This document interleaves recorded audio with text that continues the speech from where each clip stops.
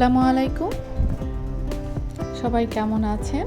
আশা করি দেশ এবং দেশের বাইরে যেখান থেকে আমার ভিডিওটি দেখছেন সবাই অনেক অনেক অনেক ভালো ও সুস্থ আছেন।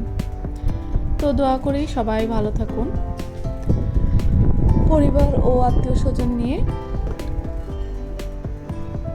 আর দৈনিক একজন হাউস ওয়াইফের যা কাজ, টুকটাক কাজ, তো সেইগুলি একটু করে নিচ্ছি। আসলে মানে অফ ক্যামেরায় যে কত কাজ দৌড়ের উপর করতে হয় তার কিন্তু আসলে কোনো সীমা নেই। আর ভিডিওতে তো ওভাবে অত দ্রুত কাজগুলি কিন্তু দেখানো যায় না।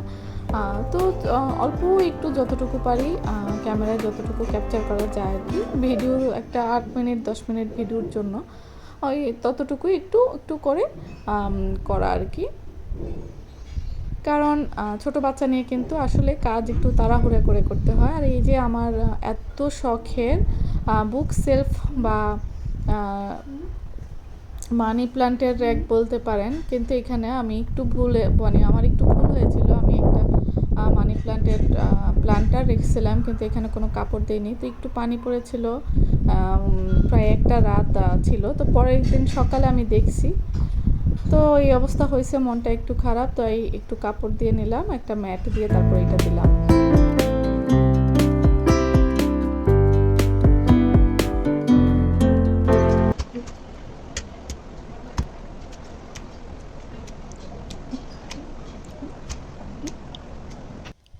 তো এখানে গরুর মাংস নিয়ে নিয়েছি, আর গরুর মাংসটা আজকে হাতে মেখে রান্না করব। তো প্রথমে আমি গরম মশলা নিয়ে নিলাম আর পেঁয়াজ দিয়ে দিব এখন। তো আজকে আমি একটু মশলা বেশি দিব, কারণ আমি পেঁপে আর আলু দিয়ে রান্না করব মাংসটা। পেঁপেটা দিচ্ছি আপনার ভাইয়ার জন্য, ওর গরুর মাংস খাওয়া নিষেধ, কিন্তু ওর অনেক পছন্দের খাবার গরুর মাংস। তো পেঁপে দিলে যেটা হয়, একটু ব্যালেন্স করে, একটু সবজিটা সাথে খেলে তাও দেখা যায় যে একটু ভয়টা কম কাজ করে আর কি। তো এখানে আমি একটু বেশি করে এই কারণে হলুদের গুঁড়ি, মরিচের গুঁড়ি, লবণ সব কিছুই, কিন্তু এখানে তেল সব কিছুই বেশি পরিমাণে দিয়েছি। আর আজকে আমি মাংসটা এমনভাবে হাতে মাখবো যে মাখতে মাখতেই হাতে মাখার মধ্যেই অনেকটুকু রান্না হয়ে যাবে। তো দেখতেই পাচ্ছেন আমি কত সুন্দর করে মেখে নিয়েছি। আজকে আসলে হাড় কম ছিল, তো আমার মাখতে খুব খারাপ লাগেনি। খুব নরমভাবেই আমি একদম আলতোভাবেই মেখে নিতে পেরেছি। দেখা যায় হাড়ের পরিমাণটা একটু বেশি থাকলে তখন কিন্তু এত সুন্দর করে মাখিয়ে রান্না করা যায় না। তো আমি কষানো হয়ে গিয়েছে। একটু ভালো করে না কষালে কিন্তু আর মাংসটা মজা লাগে না। তার উপরে একটু নরম করে রান্না করব, কারণ রাইস খাবে। তার উপর আমার দাঁতের একটু প্রবলেম আছে, তো এই কারণে মাংস খেলেই দাঁত ব্যথা করে, তো একটু নরম করে করছি। যদিও ওর বাবার শক্ত পছন্দ, কিন্তু কিছু করার নেই। আমরা সংখ্যায় যেহেতু দুজন, আমরা বেশি আছি, তাই আমাদেরটাই প্রায়োরিটি পাবে।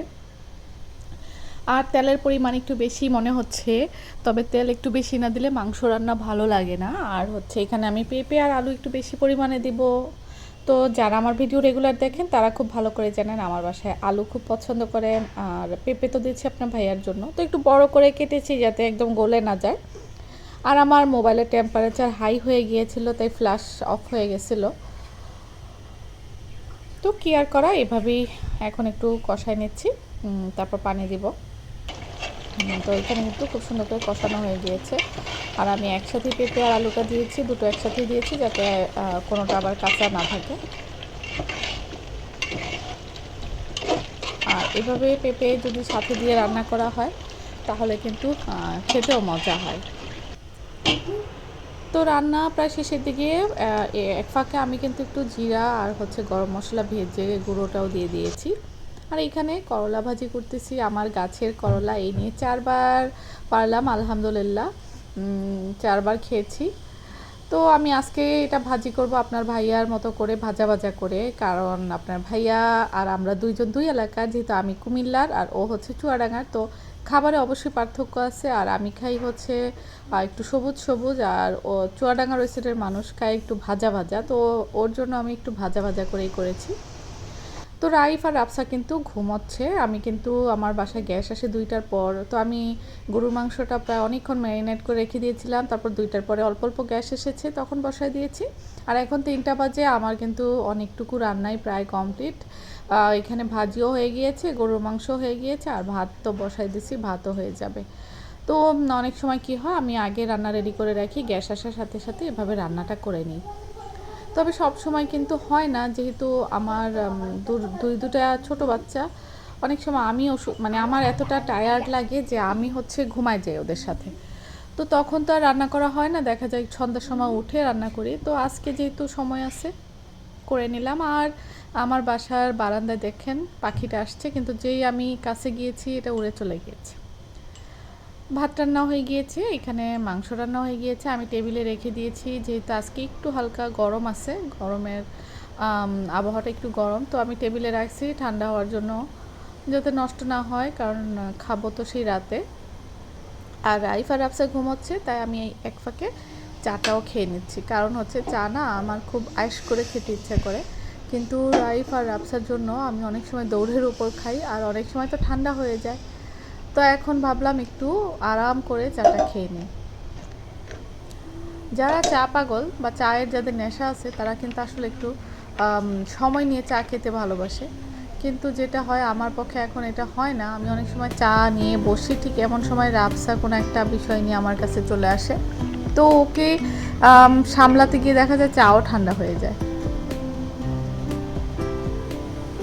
আর আমার বাসার এই পাশটায় কিন্তু আগে মানি প্ল্যান্ট ছিল, বড় মানি প্ল্যান্টার যেটা, ওইটা ছিল।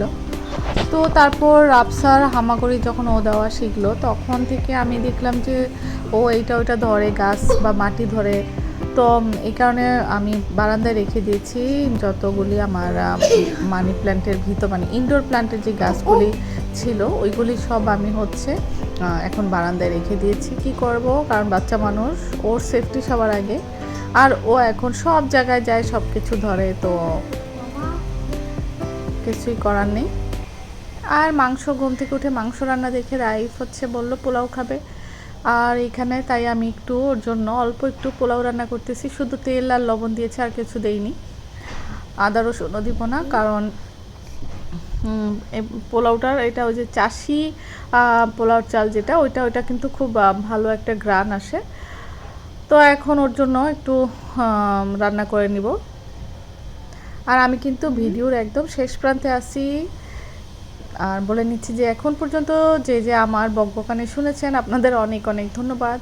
আর আমার ভিডিওটা যদি ভালো লাগে, আর যদি ইচ্ছে হয়, একটা লাইক করবেন। আর যারা আজকে নতুন এসেছেন, আর আমার ভিডিও যদি ভালো লাগে, তাহলে অবশ্যই চ্যানেলটি সাবস্ক্রাইব করার অনুরোধ রইল। তো পোলাও এখন ছেলেকে খাইয়ে দিব। রাত হয়ে গিয়েছে, ওর বাবাও চলে এসেছে। যেহেতু আমাদের আজকে রান্না হয়ে গিয়েছে, ভাত হয়ে গেছে, করলা ভাজি আছে, তাই আমি আজকে পোলাও বেশি করিনি বা খিচুড়ি করিনি, ইচ্ছে ছিল করার।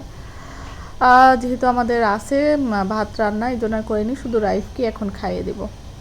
তো ও তো আলু খুব পছন্দ করে, ঝোলটা বেশি নিব না, একটু ঝাল হয়েছে, তো ওকে আলু আর মাংস দিয়ে এখন ভাত খাইয়ে দিব।